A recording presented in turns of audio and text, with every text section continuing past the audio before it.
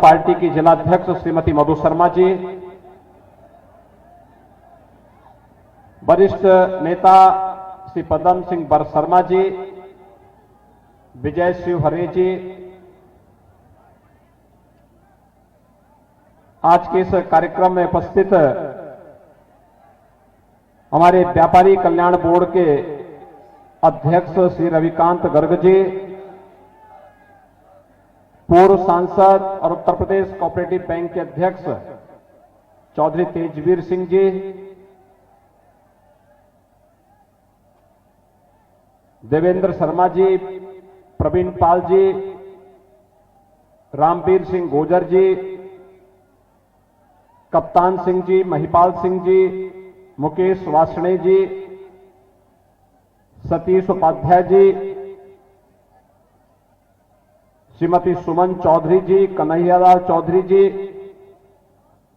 और भारतीय जनता पार्टी के लोकप्रिय प्रत्याशी श्री राजेश चौधरी जी और उपस्थित भाइयों बहनों, वृंदावन बिहारी लाल और राधा रानी की इस पावन धरती को कोटि कोटि नमन करते हुए मैं आप सबका हृदय से अभिनंदन करता हूं। आज यहां पर पूज्य संतों का आशीर्वाद भी प्राप्त हो रहा है। मैं अपने इन पूज्य संतों का भी इस संवाद के कार्यक्रम में हृदय से स्वागत करता हूं, उनका अभिनंदन करता हूं। इन पूज्य संतों का ही सानिध्य है कि आज ये ब्रज क्षेत्र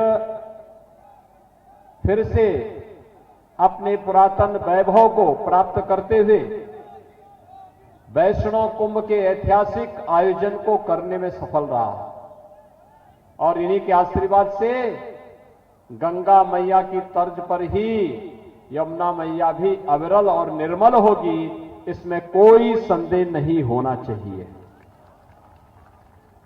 भाइयों बहनों, ब्रज क्षेत्र का विकास हम सबकी प्राथमिकता में है। आपने देखा होगा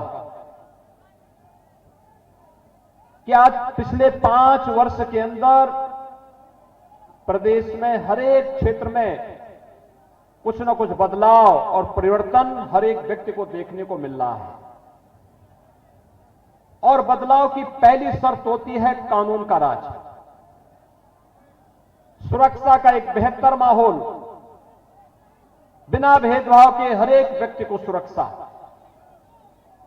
2012 से 17 के बीच की अगर हम चर्चा करते हैं तो भाइयों बहनों, 2012 में सबसे पहला दंगा समाजवादी पार्टी की सरकार के समय कहीं हुआ था, तो इसी मथुरा की भूमि कोसी कला में पहला दंगा हुआ था।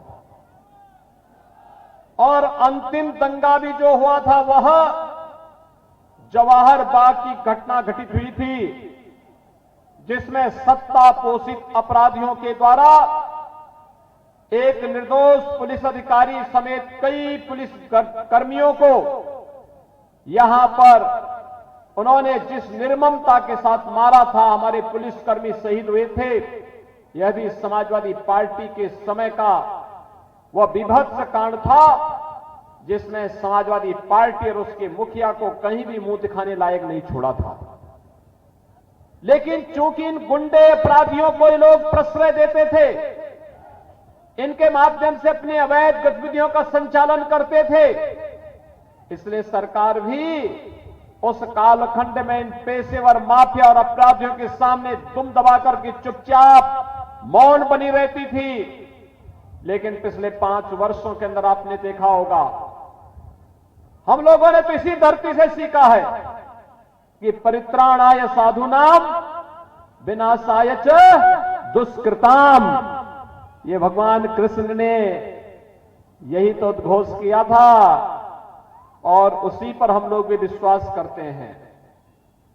सज्जनों का संरक्षण होगा, लेकिन जो कानून के लिए खतरा बने हुए हैं उन पर हमारी पुलिस भी ऐसे टूटेगी कि उनको मौत की भीख मांगते मांगते गले में तख्ती लटकाना ही पड़ेगा। और प्रदेश के अंदर आज इस प्रकार का माहौल आपने देखा होगा।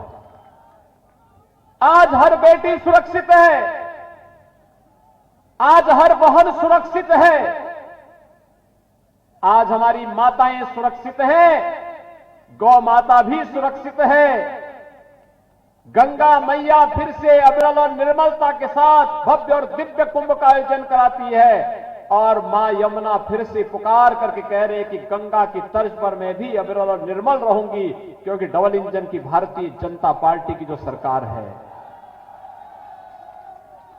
भाइयों बहनों, एक तरफ सुरक्षा का वातावरण, क्या ये 2017 के पहले था?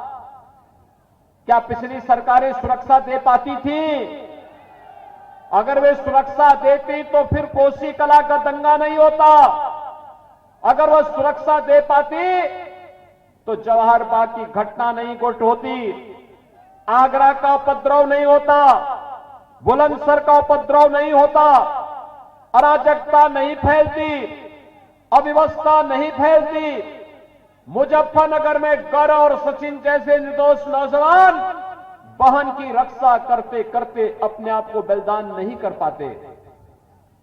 लेकिन भाइयों बहनों, पिछली सरकारों के एजेंडे में सुरक्षा कहीं थी ही नहीं। सुरक्षा उनके एजेंडे में थी ही नहीं, क्योंकि सुरक्षा के लिए खतरा कोई और नहीं, वे स्वयं ही खतरे बने हुए थे, स्वयं ही खतरे बने हुए थे। और इसीलिए तो पिछली सरकार के समय में कोई प्रदेश में आना नहीं चाहता था। शाम को 5 बजने के बाद व्यापारी अपना प्रतिष्ठान बंद कर देता था, बेटियां स्कूल नहीं जा पाती थी, बाजार करने के लिए महिलाएं नहीं निकल पाती थी। जो व्यक्ति घर से निकल गया उसको पता ही नहीं होता था कि वापस वो अपने घर में वापस आ पाएगा कि नहीं आ पाएगा। ये अराजकता का तांडव था प्रदेश के अंदर। लेकिन भाइयों बहनों, 2017 के बाद परिवर्तन आया है। आज तो विकास की बहार भी बढ़ रही है, सुरक्षा चौओर दिखाई देती है, हर एक व्यक्ति अपने को सुरक्षित महसूस करता है। समाजवादी पार्टी की सरकार के समय में 700 बड़े दंगे हुए हैं प्रदेश में, और भारतीय जनता पार्टी की डबल इंजन की सरकार के समय 5 वर्ष में एक भी दंगा उत्तर प्रदेश के अंदर नहीं होता है। यह आपके सामने उदाहरण है। कुंभ का आयोजन करने का अवसर सपा को भी मिला, बसपा को भी मिला, भाजपा को भी मिला। समाजवादी पार्टी के समय में 2007 में कुंभ का आयोजन गंदगी और अराजकता का कारण बना था। 2013 में समाजवादी पार्टी की सरकार के समय कुंभ का आयोजन भगदड़, अव्यवस्था और गंदगी का कारक बन गया था। लेकिन 2019 में प्रयागराज का कुंभ भव्य कुंभ और दिव्य कुंभ के रूप में वैश्विक मंच पर छा गया। हमें अवसर मिला, हमने करके दिखा दिया। उन्हें अवसर मिला था, उन लोगों ने मौके से चूक गए। वे राम का विरोध करते थे, श्री कृष्ण का विरोध करते थे, हिंदू देवी देवताओं के प्रति अपमानजनक टिप्पणी करते थे।